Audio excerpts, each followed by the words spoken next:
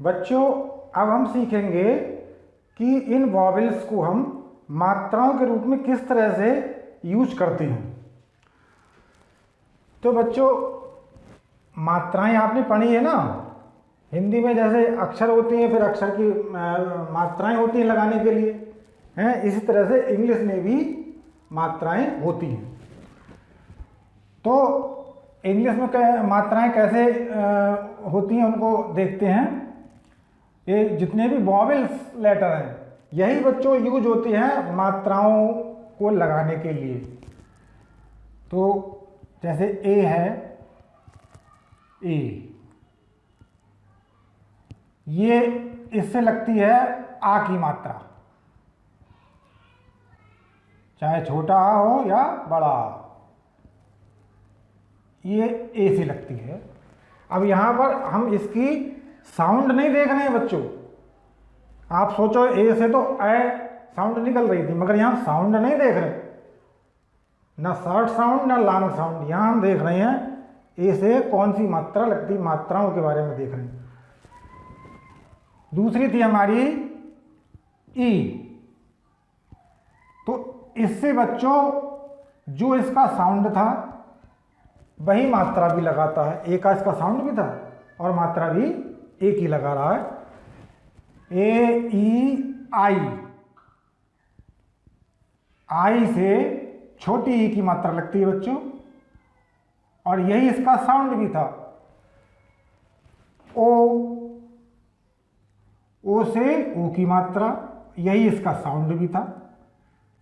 बस ये ए का साउंड ए था और मात्रा में आ की लग रही है, बाकी इनका जो साउंड है वही इनकी मात्रा भी है, ए ई आई ओ यू।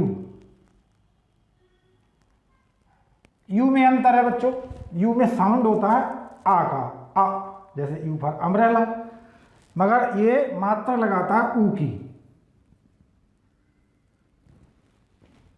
छोटे ऊ की। तो ये पांचों अक्षरों से हमारी ये मात्राएं लग जाती हैं। लेकिन बच्चों तुमने देखा होगा कि मात्राएं इतनी थोड़ी होती है, मात्राएं तो और भी होती है ना। तो वो कैसे लगाते होंगे? तो वो जो बची हुई मात्राएं हैं उनको भी हम इन वॉवेल्स की मदद से ही लगाते हैं, बस थोड़ा सा अरेंजमेंट में अंतर हो जाता है। जैसे कि कौन कौन सी मात्राएं बची हमारे पास बच्चों?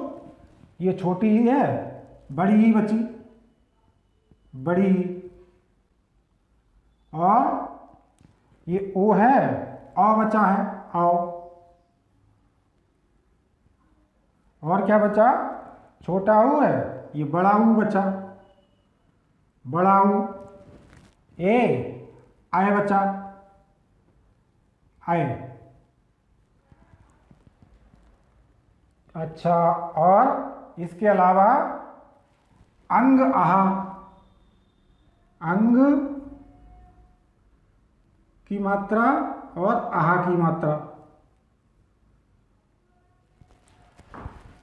ये हमारी रह गई हैं। एक है ऋण, ऋण की मात्रा। तो 1 2 3 4 5 6 7 8 9 10 11 12 13 स्वर थे ना हिंदी में मात्राओं वाले, उन्हीं की मात्राएं होती हैं। तो ये 13 आ गए। देखो अब इनको तो हमने देख लिया, इनको कैसे लगाएंगे? तो बच्चों ये जो वॉवेल्स हैं इन्हीं को डबल करके जब बोलते हैं तो मिला मिला करके, मतलब दो दो को मिला करके बोलते हैं तो ये मात्राएं बन जाती हैं। जैसे ये आई है तो ये छोटी ही था, लेकिन जब बड़ी ही बनाएंगे तो क्या होगा? अगर हम डबल ई कर दें, अगर हम डबल ई कर दें तो बड़ी ई की मात्रा लग जाती है, ई। देखो एक ई का मात्रा और साउंड ए था, लेकिन बड़ी ई की मात्रा में ये डबल ई हो गया। आए, आए में हमारा होता है ए और आई। देखो बच्चों हैं तो सारे वॉवेल ही ना, ये भी वॉवेल है, ये भी वॉवेल, ऐसी ए में ए भी वॉवेल है और आई भी वॉवेल है। तो जब जोड़े से आएंगे ये इनको जब जोड़े से रखेंगे तभी ये बची हुई मात्राएं भी लग जाती हैं। रेर आई आर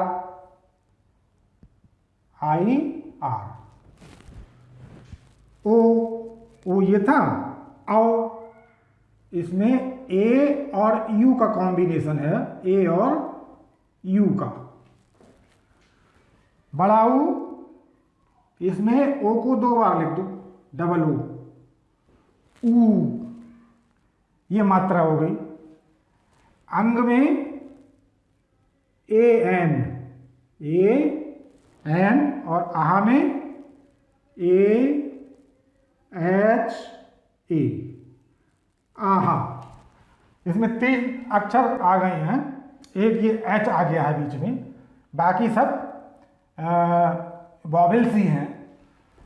एक ये एच कंसोनेंट बीच में आया आहा में केवल। तो ये बच्चों हमारी मात्राएं हैं।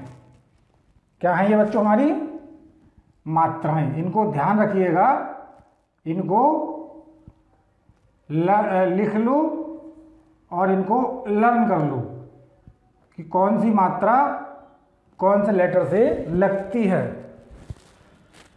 तो बच्चों क्या होता है कि जब हम कोई भी वर्ड रीड करते हैं, जैसे हमने रीड करा